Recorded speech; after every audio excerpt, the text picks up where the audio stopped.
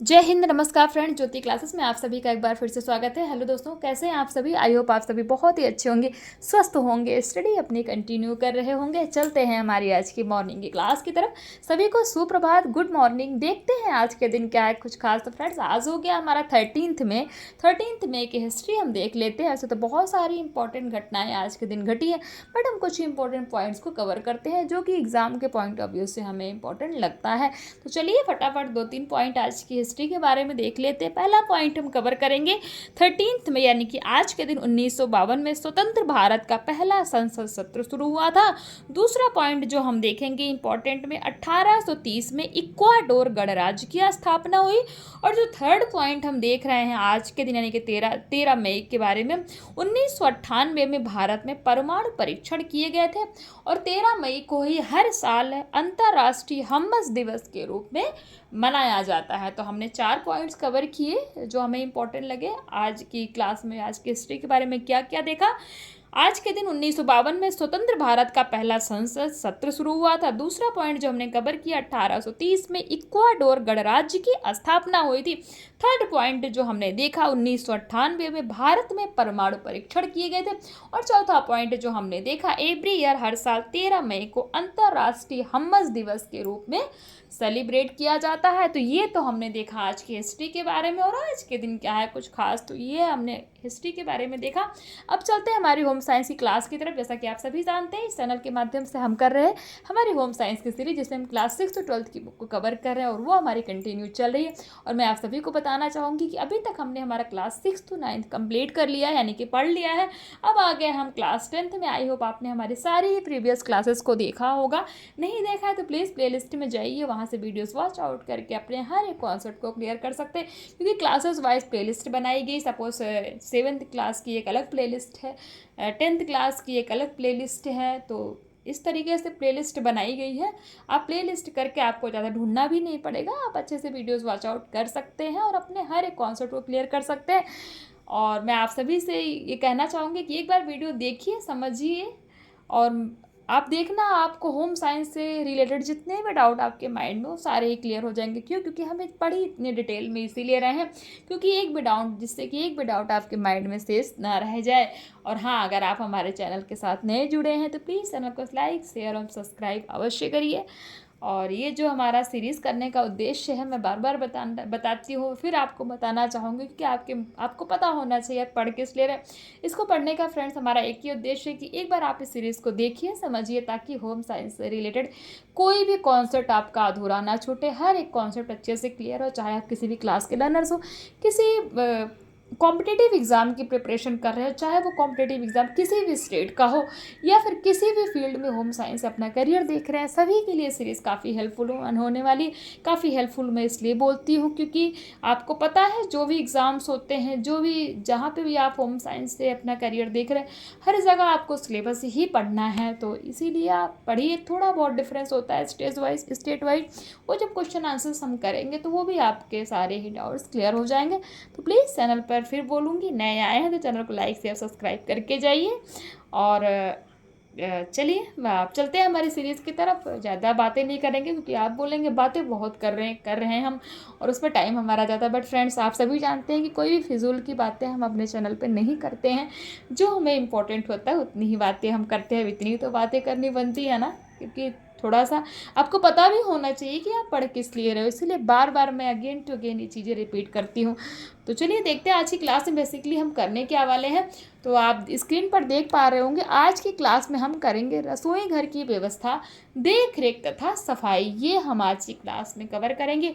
और ये किसके अंतर्गत आता है? होम साइंस का जो हमारा ब्रांच है, भोजन तथा पोषण विज्ञान, उसके अंतर्गत आता है। It means food and nutrition science के अंतर्गत ये हमारा टॉपिक आता है। कौन सा टॉपिक? रसोई घर की व्यवस्था, देख रेख तथा उसकी सफाई। तो फटाफट स्टार्ट करते हैं। इसको स्टार्ट करने से पहले प्रीवियस क्लास में क्या किया था एक बार आपको मैं बता देती हूँ। तो प्रीवियस क्लास से फ्रेंड्स हम पढ़ रहे थे वस्त्र एवं सूत विज्ञान। और वस्त्र एवं सूत विज्ञान के अंतर्गत विभिन्न प्रकार के कपड़े एवं उनके रख रखाव के बारे में हमने पढ़ा था। वो सारा टॉपिक हमने कंप्लीट करके देन उससे क्वेश्चन आंसर्स की प्रैक्टिस की थी, जो हमारी प्रीवियस क्लास कल शाम को हुई थी। उसमें हमने सारे क्वेश्चन आंसर्स की प्रैक्टिस की थी। आई होप आपने उस क्लास को देखा होगा। नहीं देखा है तो प्लेलिस्ट में जाइए, वहाँ पे आपको क्लास ईजिली मिल जाएगी। वहाँ से जाके आप क्वेश्चन आंसर की प्रैक्टिस करके अपने हर एक डाउट को क्लियर कर सकते हैं। तो ये तो हमने वस्त्र एवं शुद्ध विज्ञान के अंतर्गत जो हमारी प्रीवियस क्लास हुई थी वो किया था। अब हमने आपको जैसे बताया कि हम पढ़ रहे हैं भोजन तथा पोषण विज्ञान के अंतर्गत ये टॉपिक कवर करने वाले हैं। कौन सा टॉपिक? रसोई घर की व्यवस्था, देख रेख तथा सफाई। अब इसके अंतर्गत हम पढ़ने क्या क्या वाले एक बार आप देख लीजिए। तो रसोई घर का अर्थ और महत्व हम देखेंगे। रसोई घर का चयन करते समय ध्यान रखनी होगी कौन कौन सी बातें, यानी कि जब भी आप रसोई घर बना रहे हैं तो कौन कौन सी बातों को आपको ध्यान में रखना चाहिए। रसोई घर की व्यवस्था देखेंगे कि उसकी व्यवस्था कैसी होनी चाहिए। रसोई घर की व्यवस्था के प्रमुख कार्य केंद्र देखेंगे। रसोई घर की उत्तम व्यवस्था के क्या लाभ, क्या एडवांटेज होते हैं उसके बारे में हम जानेंगे। रसोई घर कितने प्रकार का होता है वो भी हम पढ़ेंगे। रसोई घर का आकार कैसा होना चाहिए वो भी हम जानेंगे। रसोई घर में प्रयुक्त होने वाले चूल्हे, यानी कि जिस पे हम अपना खाना बनाते हैं, तो उन चूल्हों के बारे में भी देखेंगे। भोजन पकाने की आवश्यक उपकरण की भोजन पकाने के लिए कौन कौन से टूल्स की आवश्यकता पड़ती है। रसोई घर की सफाई की आवश्यकता क्यों होती है, और साथ ही साथ रसोई घर की सफाई व्यवस्था, ये सारे ही पॉइंट्स हम इस टॉपिक के अंतर्गत कवर करेंगे। किसमें? रसोई घर की व्यवस्था, देख रेख तथा सफाई। और ये किसमें आता है? ये आता है हमारा भोजन तथा पोषण विज्ञान के अंतर्गत ये टॉपिक हमारा आता है। आई होप आपको पता लग गया होगा कि हम पढ़ने क्या वाले। चलिए स्टार्ट करते हैं क्लास। घर में रसोई घर का अत्यधिक महत्व होता है क्योंकि भोजन रसोई घर में ही तैयार किया जाता है, जो कि मानव की सबसे मूलभूत आवश्यकताओं में से एक है। अतः रसोई घर की व्यवस्था उत्तम बनाए रखना आवश्यक होता है, अन्यथा गृहिणी व परिवार के सभी सदस्यों के स्वास्थ्य पर प्रतिकूल प्रभाव पड़ सकता है। जिस रसोई घर में स्वच्छता एवं साफ सफाई का विशेष ध्यान रखा जाता है तथा हवा व प्रकाश की समुचित व्यवस्था होती है, ऐसे रसोई घर क्या कहलाते हैं? आदर्श रसोई घर की श्रेणी में आते हैं। तो आदर्श रसोई घर की श्रेणी में कौन से रसोई आते हैं? जहां पर हवा एवं प्रकाश की समुचित व्यवस्था होती है, वो रसोई घर किसकी श्रेणी में आते हैं? आदर्श रसोई घर की श्रेणी में आते हैं। तो ये तो हमने देख लिया आदर्श रसोई घर के बारे में। अब देखते हैं रसोई घर का अर्थ एवं महत्व देखते हैं। तो ऑक्सफोर्ड डिक्शनरी के अनुसार रसोई घर का वह कमरा या भाग होता है जहां भोजन पकाया जाता है। तो ध्यान दीजिएगा, एग्जाम में स्टेटमेंट बना के दे दिया जाता है कि रसोई घर का वह कमरा या भाग होता है जहां भोजन पकाया जाता है। ये किसके अनुसार बताया गया है या किसका ये स्टेटमेंट है? तो आप कह सकते हैं ऑक्सफोर्ड डिक्शनरी के अनुसार। रसोई घर के निम्नलिखित महत्व देख लेते हैं। नंबर 1, रसोई घरों में पका हुआ भोजन, खाद्य सामग्री, भोजन पकाने के साधन एवं उपकरण रखे जाते हैं। नंबर 2, रसोई घर में गृहिणी की सुविधा की सभी वस्तुएं उपलब्ध होती है, जिससे गृहिणी को किसी भी प्रकार की असुविधा का सामना नहीं करना पड़ता। नंबर 3 है, रसोई घर साफ सुथरा, स्वच्छ एवं आकर्षक होने से गृहिणी व परिवार के सभी सदस्यों की मानसिकता पर अच्छा प्रभाव पड़ता है। नंबर 4 पॉइंट है, रसोई घर में आधुनिक उपकरण होने से गृहिणी के समय एवं श्रम दोनों की बचत होती है। तो ये तो हमने देख लिया किसके बारे में, रसोई घर का जो है महत्व क्या होता है उसके बारे में हमने देखा। और हाँ फ्रेंड्स, यहाँ पे एक है आधुनिक। तो आधुनिक से आप समझ रहे हैं, जैसे देखो पहले के समय में जो खाना बनता था वो क्या बनता था? मिट्टी के चूल्हे पे बनता था, स्टोव पे बनता था। बट अभी क्या है, अभी आप सभी को पता है गैस स्टोव आ गया, उस पर खाना बनता है। तो ये क्या है? ये हमारा आधुनिक उपकरण के अंतर्गत आता है। और खाने को पकाने के लिए देखो इंडक्शंस हो गए है कि जैसे गैस खत्म हो गई तो आप लाइट का भी प्रयोग कर सकते हो। तो ये सारे किसकी देन है? हमारे आधुनिक उपकरण के अंतर्गत आता है। तो चलिए स्टार्ट करते। बर्तन धोने के लिए देखिए बर्तन धोने के लिए भी मशीन आ गई ना, डिश वाशर आ गया कि बर्तन डालिए, कुछ करना ही नहीं है, प्लग ऑन कीजिए और चाहे जितना मर्जी बर्तन आप धो लीजिए, आपको कुछ करना ही नहीं। रोटी बनाने के लिए भी मशीन आ गई। रोटी भी अगर बनाना नहीं आता तो भी कोई प्रॉब्लम नहीं है, रोटी मेकर से आप रोटी इजीली बना सकते हैं। दाल देखो पहले भगोने में उसमें ओपन होता है ना, जो है उसके क्या बोलते हैं, हांडी टाइप का, उसमें देखो पहले दाल बनाई जाती थी तो उसमें भी काफ़ी टाइम लगता था, क्योंकि दाल पकने में टाइम लगता है। तो अभी क्या है, अभी कुकर में सीटी मारो, दो कुकर नहीं 2 सीटी में दाल आपकी बन के रेडी है। तो ये सारे हमारे क्या है, आधुनिक उपकरण के अंतर्गत आते हैं, जिससे समय एवं श्रम की दोनों की बचत होती है। तो आपको ये समझ में आया होगा पॉइंट। अब देख लेते हैं रसोई घर का चयन करते समय ध्यान रखने योग्य बातें। तो वास्तु शास्त्र के अनुसार रसोई घर सदैव ईशान कोण में होना चाहिए। कौन से कोण में होना चाहिए? ईशान कोण में होना चाहिए, जो रसोई घर की दिशा होती है। रसोई घर की स्थिति, बनावट तथा चयन के संदर्भ में निम्नलिखित बातों का ध्यान देना आवश्यक है। कौन कौन सा? रसोई घर का आकार। नंबर 1, मकान के आकार के अनुरूप हो रसोई घर के कमरे का आकार होना चाहिए। नंबर 2, रसोई घर में पर्याप्त स्थान होना चाहिए, अर्थात वह इतना बड़ा होना चाहिए कि गृहिणी अपने समस्त कार्य सरलता से संपन्न कर ले, तथा रसोई घर में उपयोग किए जाने वाले साधन व उपकरण को सुविधानुसार रख सके। तो जो रसोई घर है वो इतना बड़ा होना चाहिए कि इजीली उसके अंदर 2-3 लोग आराम से खड़े हो सके, बैठ के चाहें तो खाना भी खा सके। और जितने भी रसोई घर के उपकरण यानी कि टूल्स होते हैं उनको भी रखने की उचित व्यवस्था हो। तो बहुत लोग होते हैं, ध्यान दीजिएगा, बहुत लोग घर देखो तो बहुत बड़ा बड़ा होता है, बट जिनका रसोई घर, जो उनका किचन होता है वो काफ़ी छोटा होता है, क्योंकि उनकी सोच ये होती है कि यार करना क्या है रसोई घर में कोई डांस थोड़ी करना है, खाना ही बनाना है, तो ज़्यादा बड़ा बनाने की क्या आवश्यकता है। तो जी नहीं, बहुत बड़ा तो नहीं, मैं हॉल तो नहीं बनाने के लिए मैं कहूँगी, हॉल नहीं बनाना है, बट हाँ इतना बड़ा अवश्य होना चाहिए कि 2-3 लोग अगर उसमें बैठ के खाना भी खाना चाहें तो ईजिली बैठ के खाना भी खा सकते हैं, और रसोई घर के जितने भी टूल्स यानी कि उपकरण होते हैं उनको भी ईजिली वहाँ पे वो रख सकते हैं। तो इस तरह का रसोई घर का आकार होना चाहिए, इतना बड़ा तो होना ही होना चाहिए। और रसोई घर की जो दिशा है वो कहाँ होना चाहिए? ईशान कोण में होना चाहिए। ईशान कोण कैसा होता है प्लीज़ कमेंट करके बताइए। ईशान कोण के बारे में कौन कौन जानते, नहीं जानते तो प्लीज़ डाउट लीजिए, मैं बताऊंगी ईशान कोण की दिशा कौन सी होती है, दिखा करके बना करके। तो अब दूसरा देख लेते हैं, रसोई घर की स्थिति। नंबर 1, रसोई घर का चुनाव करते समय यह ध्यान रखें कि वह भोजन कक्ष के पास हो, वह शयन कक्ष से दूर हो, अन्यथा धुआं एवं गंध शयन कक्ष तक पहुंच जाएगा। शयन कक्ष मतलब जो हमारा सोने का बेडरूम होता है। तो रसोई घर बनाते समय हमेशा इस बात को भी ध्यान रखना है कि जो रसोई घर है वो क्या होना चाहिए। रसोई घर हमेशा शयन कक्ष के नहीं, भोजन कक्ष के पास हो, यानी कि जहाँ भोजन किया जा रहा हो वह शयन कक्ष से दूर हो। दूसरा, घरेलू भंडार गृह रसोई घर से निकट होना चाहिए, यानी कि जहाँ स्टोर रूम होता है ना, जहाँ पे राशन रखे जाते हैं, भंडार गृह बोलते हैं उसको। तो जो भंडार गृह है वो रसोई घर के पास में होना चाहिए, जिससे गृहिणी की सुविधा तथा श्रम की बचत होती है। नंबर 3 है, रसोई घर की दीवारें पक्की तथा साफ होनी चाहिए, तथा साथ ही फर्श इत्यादि पक्का होना चाहिए, जिससे फर्श की सफाई व धुलाई करना आसान होता है। नंबर 4 है, रसोई घर में आवश्यकता अनुसार रैक, अलमारियाँ तथा सामान रखने के साधन होने चाहिए, जिससे सामान रखने में आसानी हो। नंबर 5 है, रसोई घर की स्थिति भवन के अंदर इस प्रकार हो कि गृहिणी को बाहर के दृश्य भी दिखाई दे, यानी कि उसमें जो भी है ग्लास वगैरह, शीशा, खिड़की वो लगे होना चाहिए, जिससे आराम से जो खाना बनाने वाले जो भी हैं उनको अच्छे से बाहर का भी सब कुछ अच्छे से दिखे।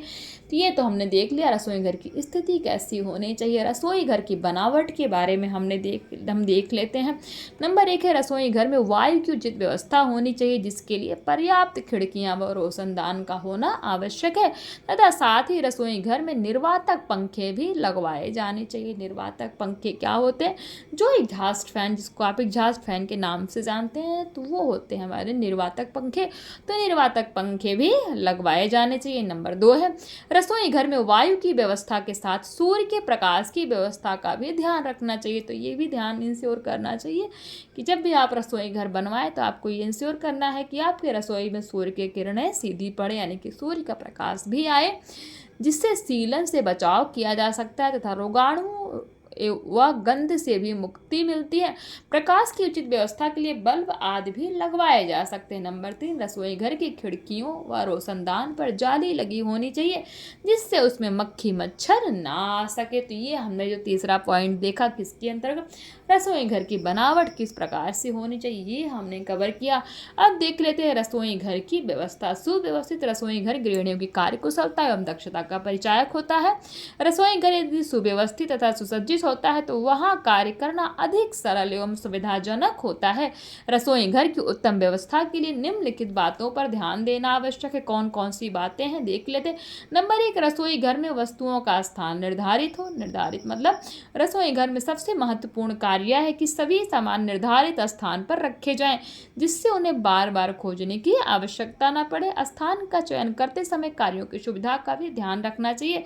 वस्तुओं का उपयोग हो जाने के पश्चात पुनः उन्हें उनकी जगह पर रख दें, जिससे दोबारा उन्हें उपयोग में लाने में सुविधा हो। निर्धारित से आपको मतलब समझ में आया ना कि रसोई घर में जैसे चीनी का डब्बा, आपने सपोज मान लो, मैं एग्जांपल के तौर पे बता रही हूँ, चीनी का डब्बा है, आप एक स्थान वहाँ पे आप अपना सेट कर लीजिए, फिक्स कर लीजिए कि मुझे इसी जगह पे सपोज 3 रैक आपकी रसोई में है, तो मुझे सपोज आपको ये कि मुझे सेकंड रैक पे चीनी का डब्बा रखना है, फ्रंट साइड पे रखना है, तो आप उसको हमेशा उसका एक स्थान बना लीजिए कि आपको वो चीनी का डब्बा वहाँ ही रखना है, जिससे कि कभी हाथ लगाते ही आपको वो चीज़ें वहाँ पे मिल जाए। उससे क्या होता है, ढूंढना नहीं पड़ता। और अगर आप किचन में नहीं, सपोज़ कोई और भी किचन में है, तो वो भी ईजिली जो है वो चीनी का डब्बा पा सकता है। बैठे बैठे ही बता सकते हैं कि किचन में जाइए, किचन का जो सेकंड फ्लोर है या फर्स्ट फ्लोर जिस पे भी आप रखना चाहते हैं, वहाँ पे आपको फ्रंट साइड में चीनी का डब्बा मिल जाएगा। तो वो आपको ईजिली आप भी पा सकते हैं और आपके घर के जितने भी मेंबर्स हैं उनको भी ढूंढने में आसानी होगी। तो इसलिए जो रसोई घर में जो वस्तुओं का जो स्थान होता है वो निर्धारित होना चाहिए, यानी कि फिक्स होना चाहिए। ये नहीं कि आज चीनी का डब्बा इधर रख दिया, कल उधर रख दिया, तो ऐसा नहीं होना चाहिए। वे तो मैं सिर्फ चीनी एक एग्जाम्पल दे रही हूँ। कोई भी दाल हो गया, चाय पत्ती हो गई, चावल हो गया, कुछ भी आप जो भी रखते हैं आप अपने सुविधा के अनुसार देख सकते हैं। रसोई घर में एक ढक्कनदार कूड़ेदान का स्थान भी निर्धारित होना चाहिए। रसोई घर का कूड़ा उसमें ही डालना चाहिए, जिससे रसोई घर साफ रहता है। नंबर 2, ईंधन का समुचित प्रबंधन। रसोई घर में सर्वाधिक महत्वपूर्ण ईंधन होता है। भोजन बनाने का कार्य गैस, चूल्हा, अंगीठी या स्टोव पर किया जाता है। यदि भोजन मिट्टी के चूल्हे पर बनाया जाता है तो उसे मिट्टी का लेप लगाकर साफ किया जाता है। इस प्रकार के चूल्हों का प्रयोग ग्रामीण क्षेत्रों में होता है। वर्तमान समय में ज़्यादातर घरों में गैस चूल्हे का उपयोग किया जाता है। मिट्टी के तेल का स्टोव भी भोजन बनाने में प्रयुक्त होता है। भोजन बनाने से पूरा ध्यान रखें कि उसमें तेल समाप्त तो नहीं हो गया, किसमें, जो आपका स्टोव है।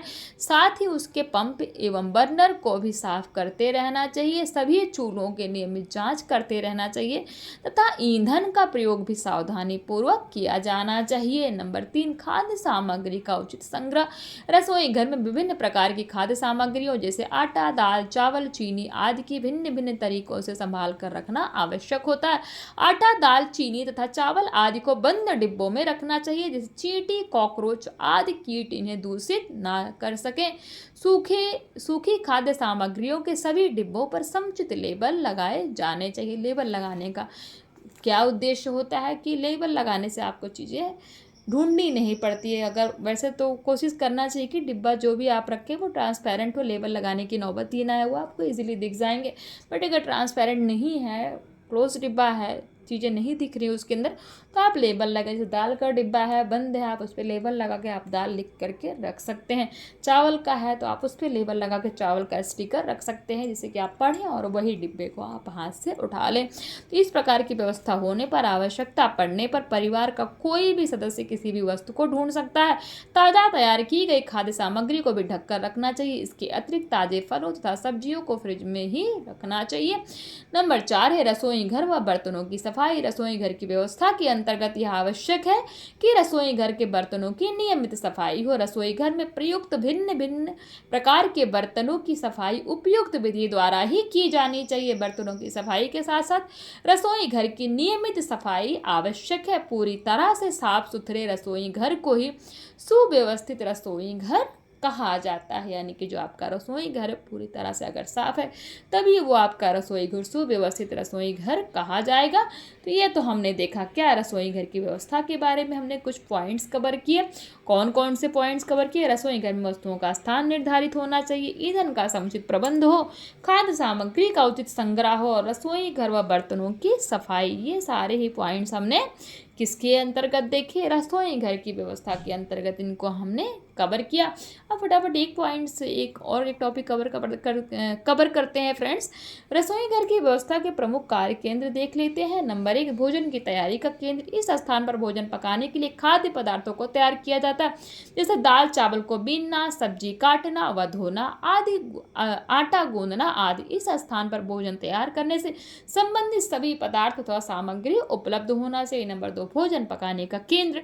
रसोई घर में मुख्य कार्य भोजन पकाना है। यहाँ गैस, चूल्हा, अंगीठी इत्यादि की उचित व्यवस्था होनी चाहिए। इसी स्थान पर खाना पकाने से संबंधित अन्य सामान जैसे बर्तन, मसाले, घी या तेल आदि को रखने की भी उचित व्यवस्था होनी चाहिए। नंबर 3, भोजन परोसने का केंद्र, यानी कि जहाँ भोजन परोसा जाता है। भोजन पकाने के पश्चात भोजन परोसने हेतु उचित व्यवस्था होनी चाहिए। यहाँ पर बर्तन व तैयार किया गया भोजन सुसज्जित अवस्था में रखे जाते हैं। अचार, मुरब्बा, चटनी आदि खाद्य सामग्री इसी केंद्र पर रखी होनी चाहिए। यह स्थान भोजन तैयार करने के केंद्र से दाहिनी ओर होना चाहिए। कौन सी ओर होना चाहिए? भोजन परोसने का केंद्र दाहिनी ओर होना चाहिए, जहाँ पे भोजन तैयार किया जाता है। यानी कि जो भोजन पकाने का केंद्र होता है, भोजन पकाने के केंद्र से जो है भोजन परोसने का केंद्र दाहिनी ओर यानी कि राइट हैंड साइड होना चाहिए। इंपॉर्टेंट है, क्वेश्चन बन सकता है। चौथा पॉइंट देख लेते हैं, जल केंद्र। रसोई घर में भोजन पकाने, सफाई करने, बर्तन साफ करने आदि सभी कार्यों के लिए जल की उचित व्यवस्था होनी चाहिए। पीने तथा सफाई के लिए प्रयुक्त पानी की व्यवस्था अलग अलग होनी चाहिए। पीने तथा भोजन में प्रयुक्त पानी किसी ढक्कनदार बर्तनों अथवा बाल्टी में रखना चाहिए। नंबर 5 है, बर्तन साफ करने का केंद्र। इस स्थान पर जूठे बर्तन साफ किए जाते हैं। इस केंद्र में सिंक अथवा सीमेंट से बना छोटा चबूतरा होना चाहिए। इस केंद्र में जल निकासी की भी उचित व्यवस्था होनी चाहिए तथा बर्तन रखने के लिए स्लैब आदि भी होना चाहिए। तो बर्तन रखने के लिए स्लैब आदि कहाँ होना चाहिए? बर्तन साफ करने का जहाँ केंद्र हो। नंबर 6 है, भंडारण केंद्र। रसोई घर में विभिन्न प्रकार की खाद्य सामग्रियों जैसे आटा, दाल, चावल सुरक्षित रखने के लिए भंडारण केंद्र आवश्यक है। भंडार गृह तथा खाद्य पदार्थों के समुचित देखभाल की जानी चाहिए। तो ये तो हमने देखा किसके अंतर्गत? भंडारण केंद्र के अंतर्गत देखा। अब एक टॉपिक और कवर कर लेते हैं, रसोई घर की उत्तम व्यवस्था के लाभ देख लेते हैं। तो गृहिणियों का अधिकांश समय रसोई घर में ही व्यतीत होता है, जिसकी उपयोगिता एवं महत्व को देखते हुए इसकी उत्तम व्यवस्था की जाती है। उत्तम व्यवस्था युक्त रसोई घर गृहिणी की कार्य कुशलता का परिचायक होता है तथा इस सुव्यवस्थित रसोई घर में कार्य करना सरल व सुविधाजनक होता है। रसोई घर की उत्तम व्यवस्था ही गृह कला कहलाती है।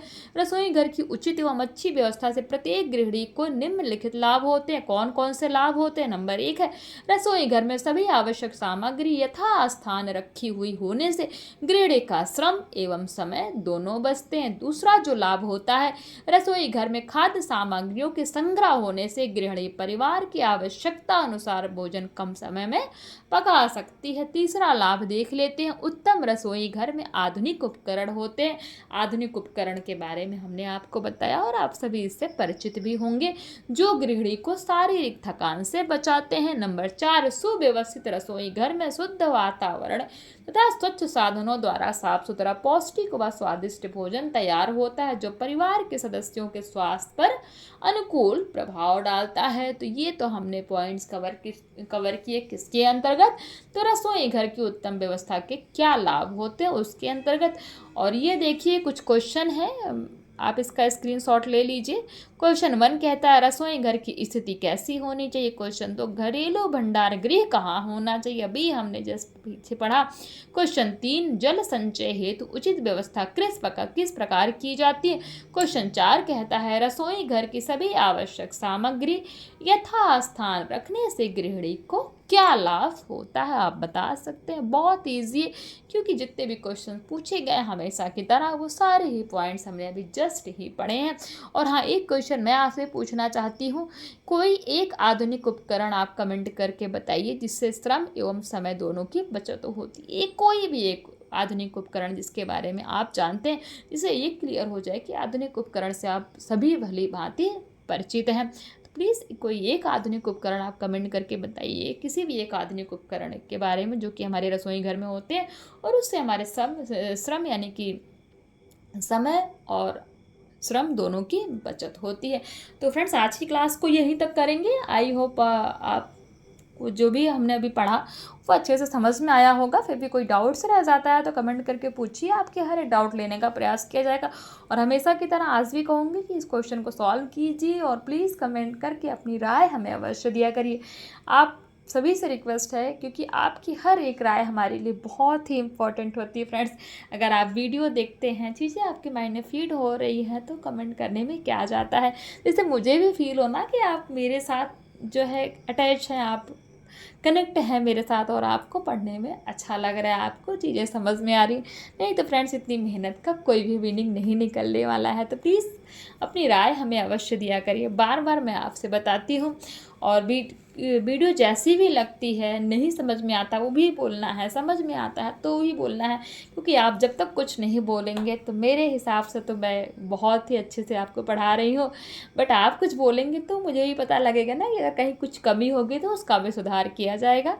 तो प्लीज़ बताइए कमेंट करके। और हाँ, आज की क्लास को यहीं पर करते हैं और मिलते हैं हमारी नेक्स्ट क्लास में। तब तक के लिए जय हिंद, नमस्कार। हंसते रहिए, मुस्कुराते रहिए। और वीडियो अगर अच्छी लग रही हो, क्लासेस समझ में आ रही हो तो प्लीज़ लाइक शेयर और सब्सक्राइब अवश्य किया करिए। धन्यवाद।